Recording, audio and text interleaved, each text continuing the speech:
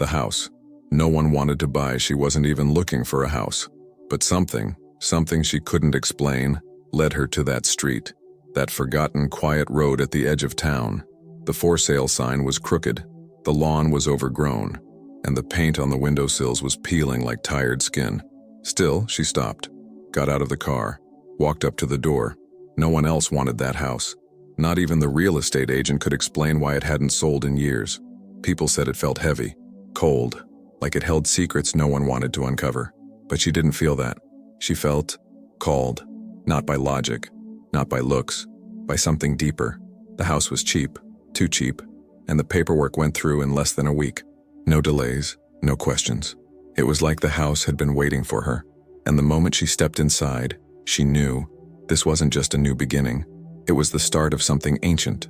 That night, as she lay on the floor of the empty living room, staring at the ceiling beams in silence, she whispered to herself, "What did I just walk into?" But deep down, she already knew. If something in your heart whispered, "This is for you," it is. Stay with this story, because what happens next will give you chills, and maybe, just maybe, it will change something in you too. A whisper behind the wall. It started the second night. She had barely unpacked.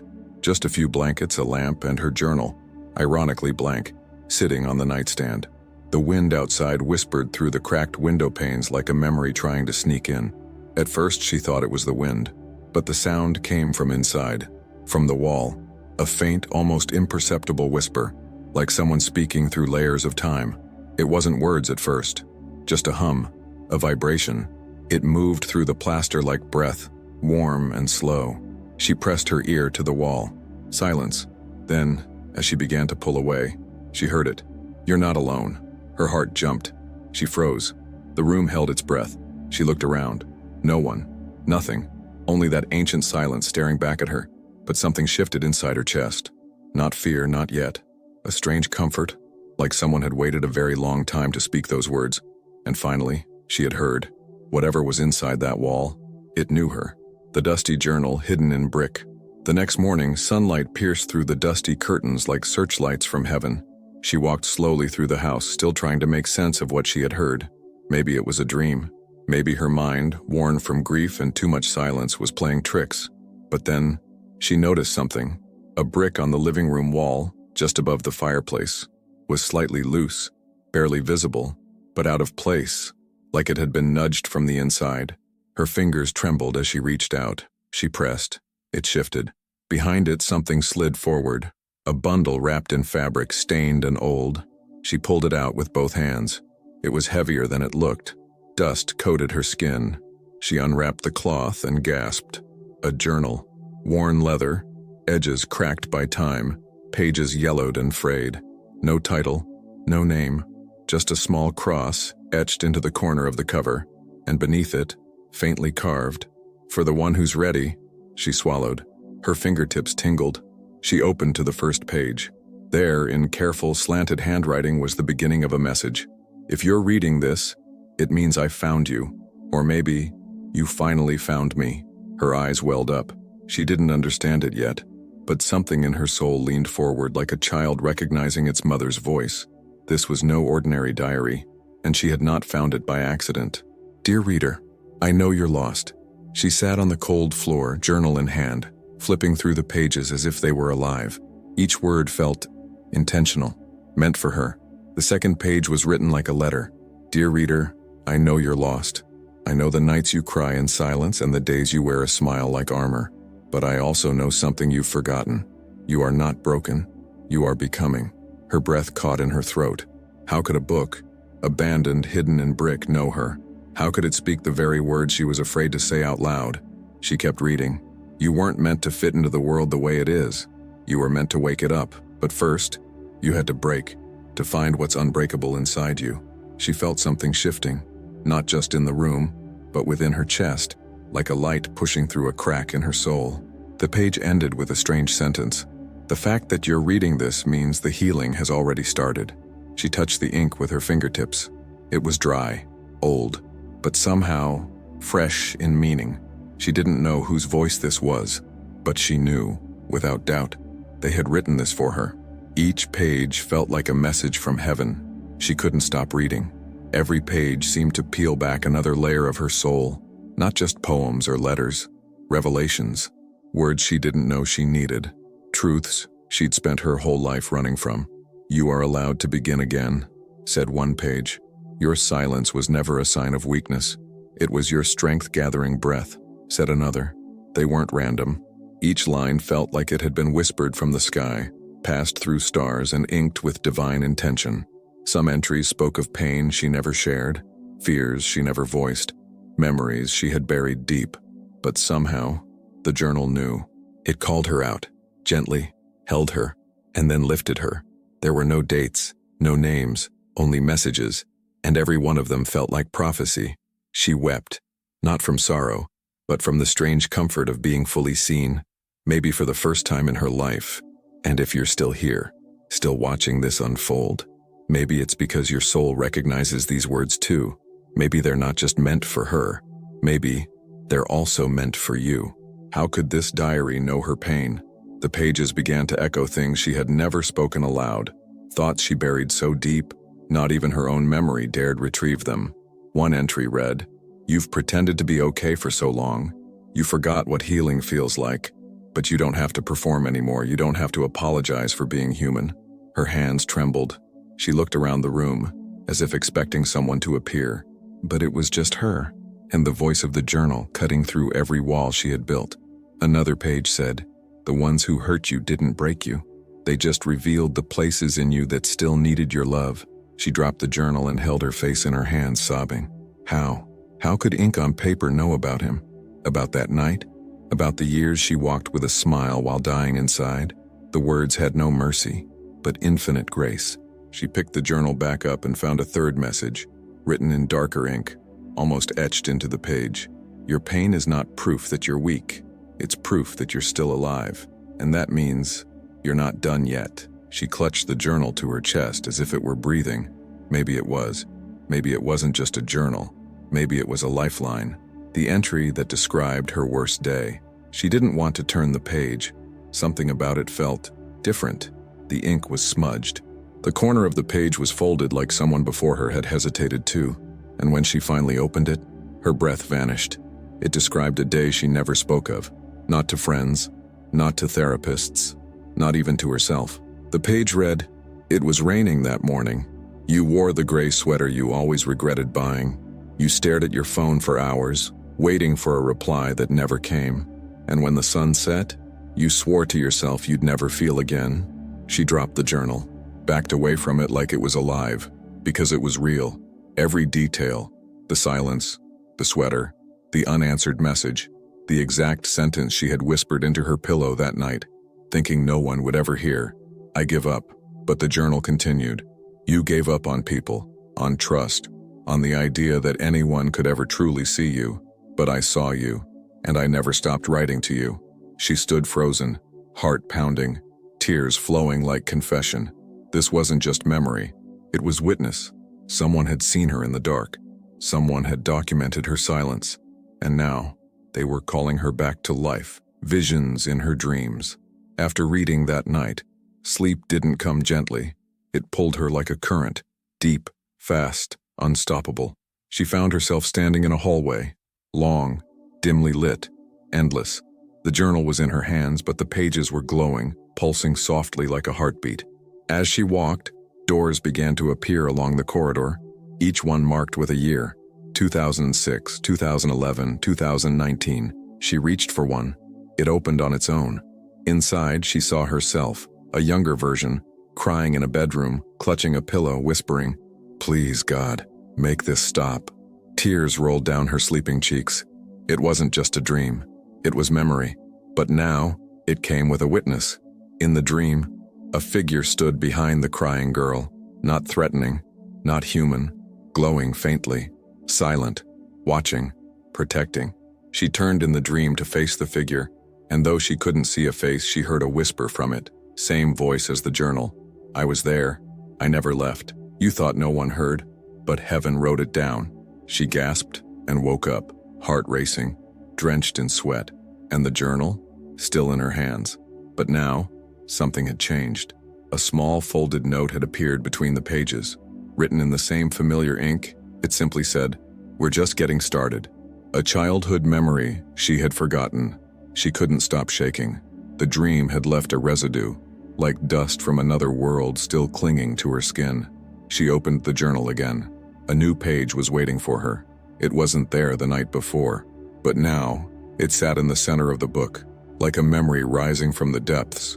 You were 5 when you first saw the light. You were sitting on your grandmother's porch, holding a wooden doll with no eyes. Do you remember what you said? She stared at the words, confused. Doll with no eyes? Porch? And then it hit her.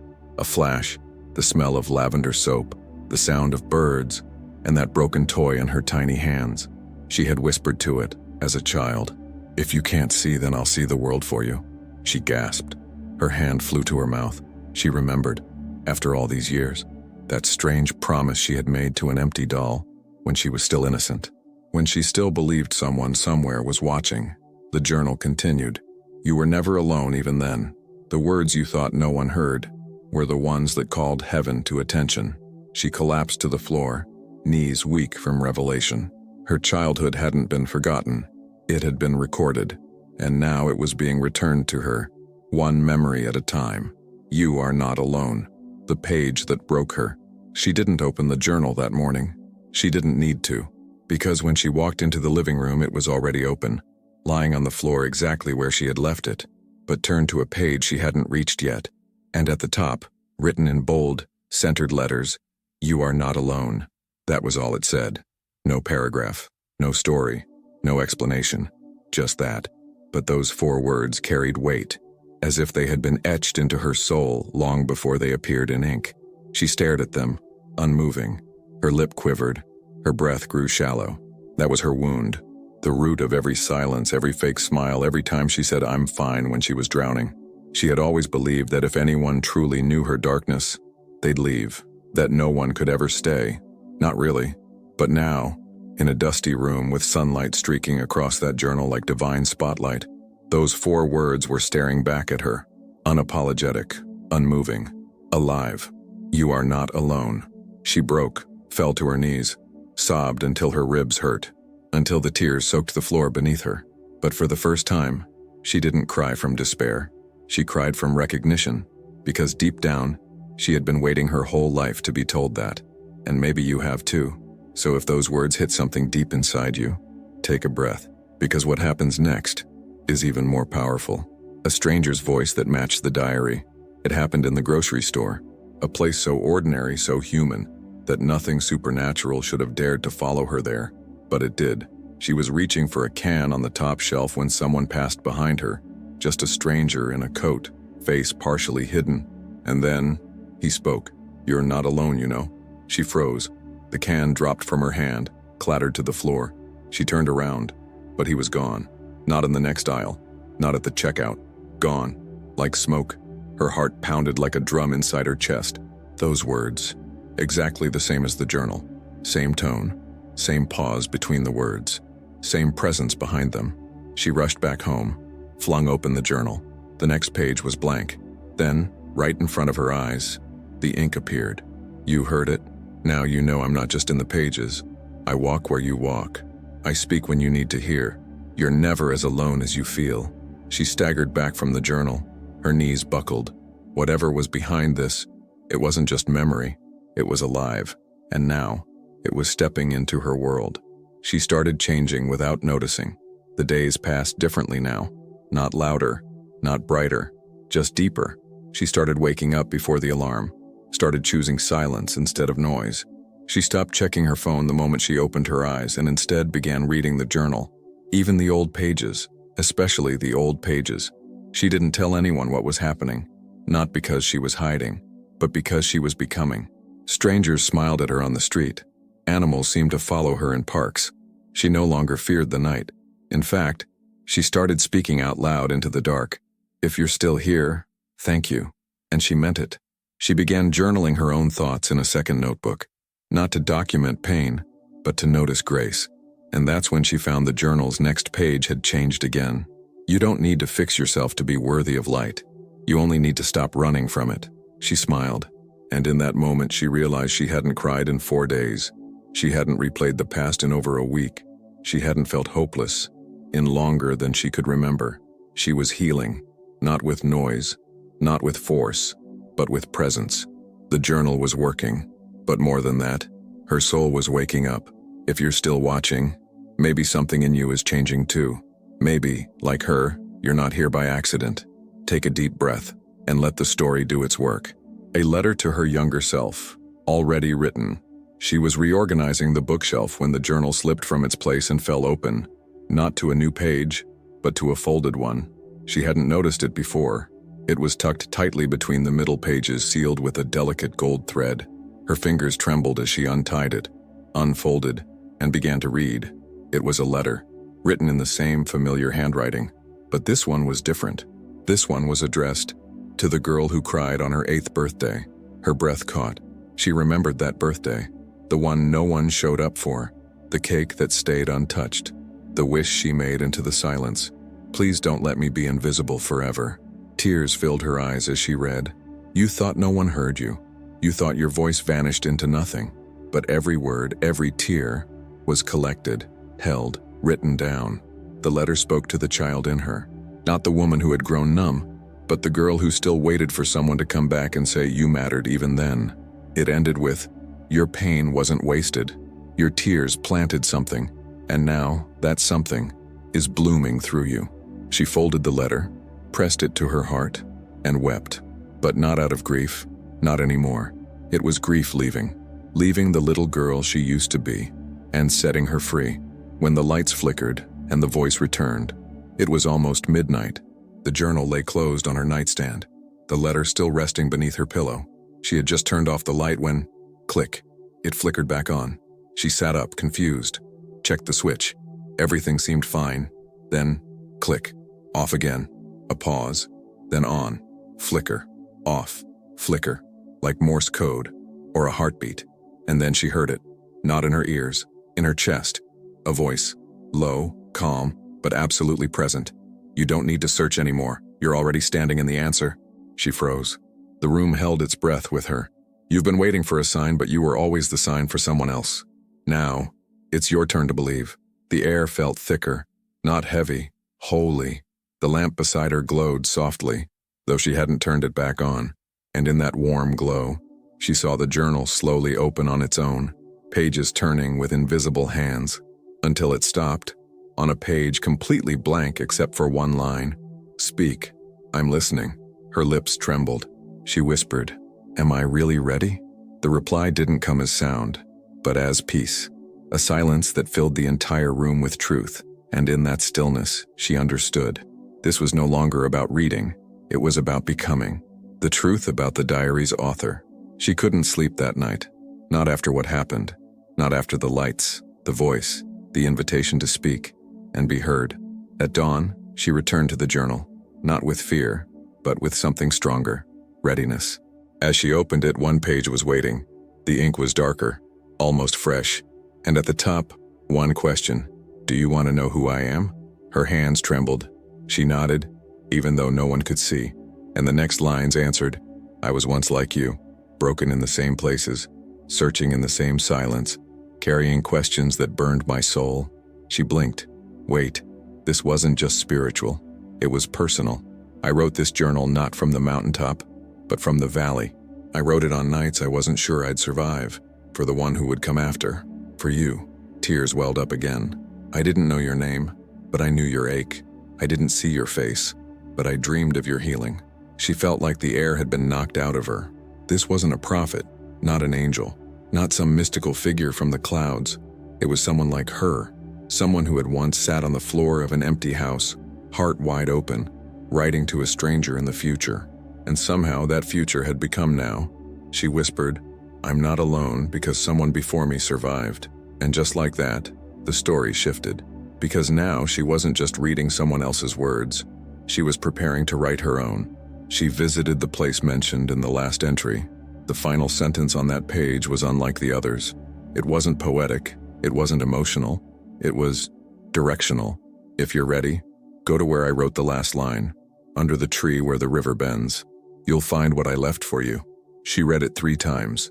A place, a tree, a river. She knew it. A park outside town. one she hadn't visited in over a decade, since the days her father used to take her there, before the silence between them grew permanent. With the journal clutched to her chest, she drove. No music, no noise, just her breath, and the knowing that something sacred was waiting. When she arrived, the wind welcomed her. The trees whispered like old friends, and at the river's bend, beneath a wide oak, there it was, a small wooden box half buried in leaves. Her heart pounded as she reached down and opened it. Inside, she found three things: a dried flower, perfectly preserved; a photograph, faded, curled, of a woman standing by that very tree; and a note, in the same handwriting as the journal. "You made it. I knew you would. This place held my final prayer. Now it will hold your first." She sat beneath the tree, let the wind carry her tears, and in that moment she realized this wasn't just a journal, it was a map, a relay baton passed across time, and now it was her turn to run. A woman who had seen her before she was born. She stayed under the tree for hours. No journal, no distractions, just the wind, the river, and the growing sense that her life had never truly been hers alone. As the sun began to dip behind the trees, she heard footsteps. Slow, purposeful, not threatening, familiar somehow, though she'd never heard them before. She turned. An older woman, maybe in her 80s, stood watching her. Long gray hair tied back, deep lines carved into her face like maps of 1,000 prayers. Without introduction, the woman said, "You found the journal." Her heart stopped. She hadn't told anyone. No one had seen it. "How?" The woman smiled softly. "I've been waiting for you to come. I told her you would. The one who wrote it. She was my sister, and she wrote every word with you in mind." Tears welled instantly. "But she never knew me," the young woman whispered. The old woman nodded. "That's where you're wrong, child. She dreamed of you long before you were born. Described you in letters we thought were just stories. Your eyes, your ache, your mission." The river murmured behind them like a witness. The air around them buzzed with something eternal. She said you would carry the light forward. That one day the girl who felt invisible would become the woman who awakens others. And that day is now. The old woman handed her a folded envelope. "She wrote this for you, but she said to give it only when your heart finally understood why you had to break."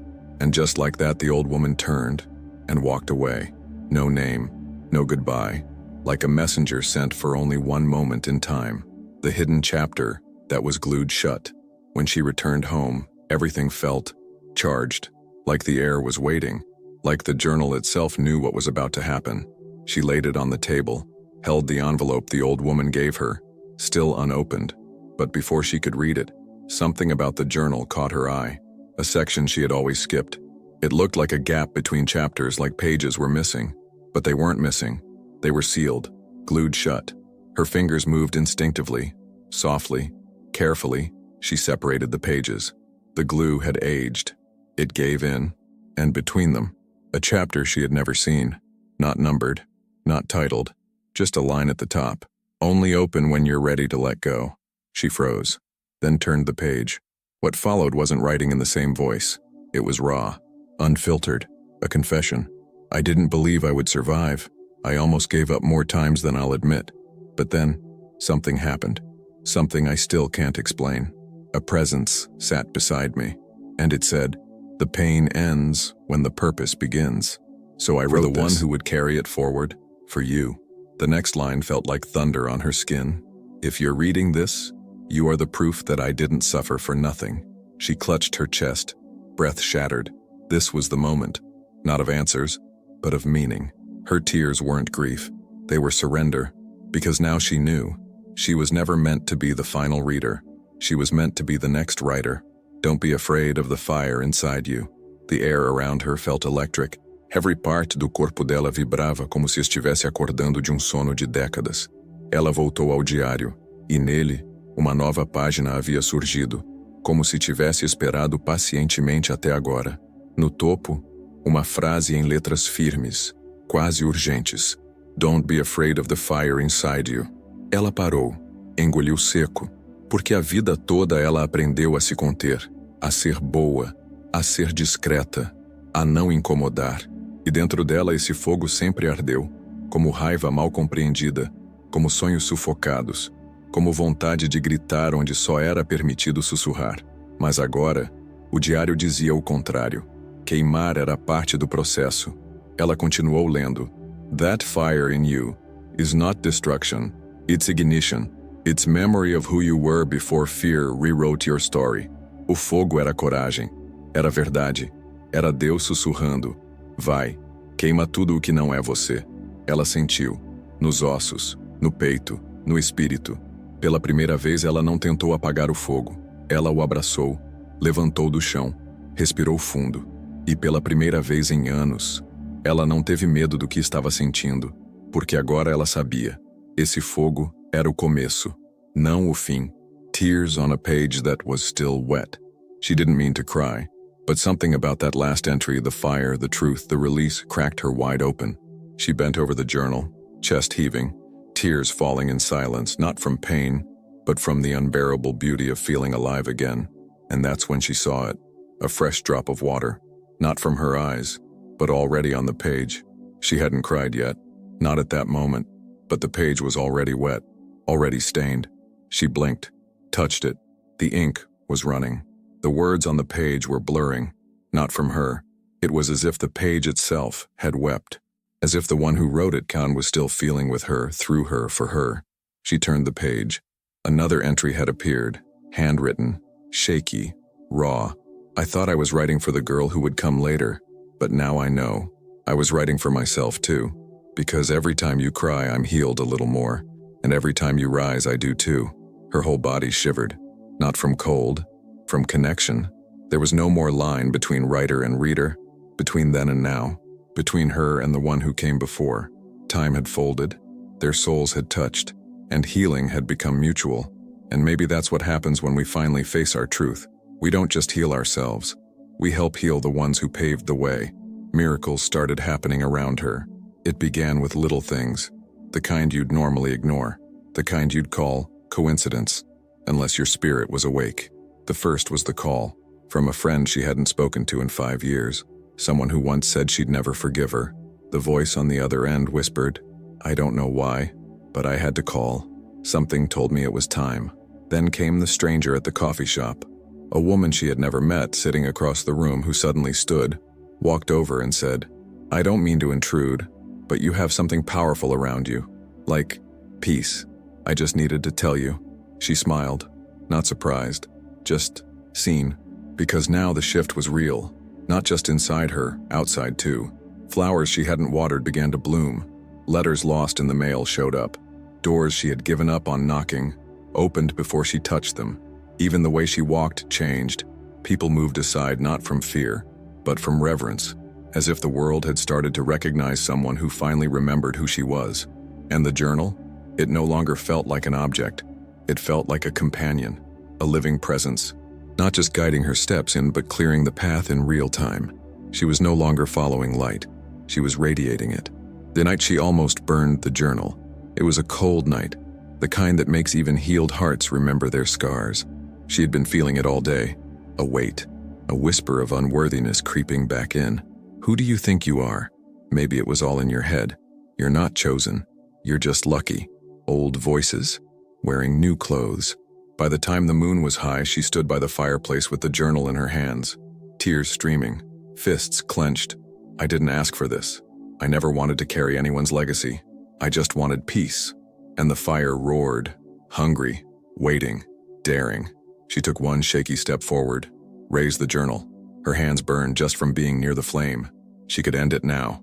No more mystery, no more wait, no more being seen, just silence, just nothing. But then, one page flipped open, by itself, and in the middle of that page a message in bold ink. Even if you burn this, you can't burn who you've become. She fell to her knees. The journal dropped to the floor, safe, untouched, and she wept, not from fear, from grace, because she realized the light wasn't in the journal, it was in her. She had thought the words made her strong, but now she knew. She was the one who gave the words power. One final message. You're ready now. The next morning the air felt still, like the calm that follows a storm that almost tore the sky open.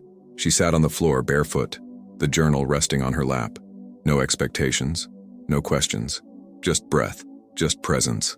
And as she opened to the last untouched page, there it was, No poetry, no metaphors, just one final message, written in gold-tinted ink that shimmered in the light. "You're ready now." Her throat tightened.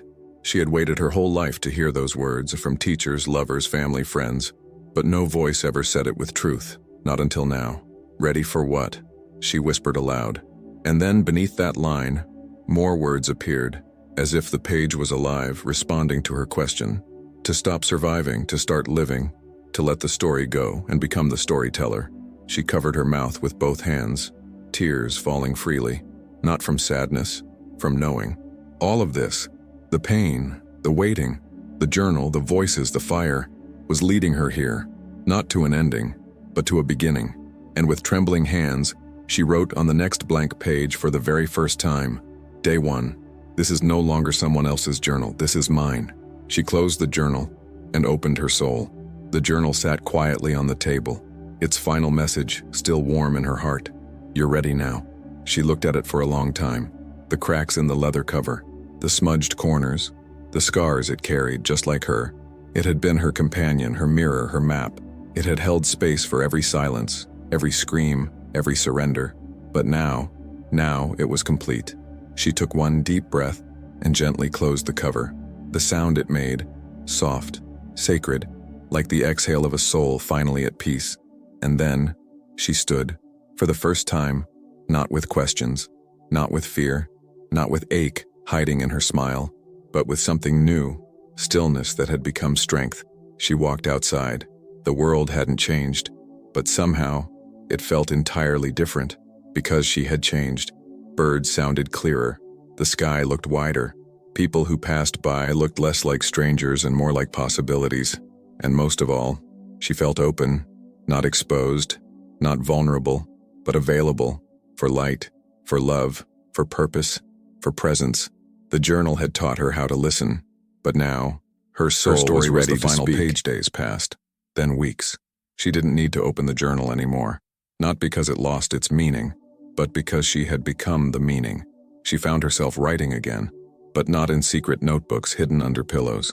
Now she wrote on cafe napkins, message boards, street walls, strangers' hearts.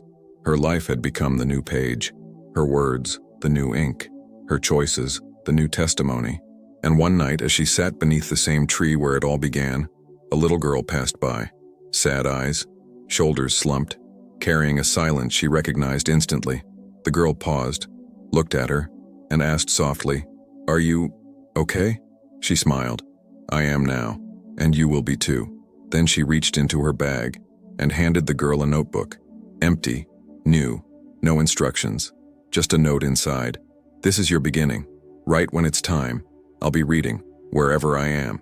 Because now she knew, her story was the final page of someone else's journal, but the first line of someone else's healing. And maybe, just maybe, this video was the page you needed to find too. If it touched you, keep it alive. Share it, because someone out there is still searching for the words you've just heard.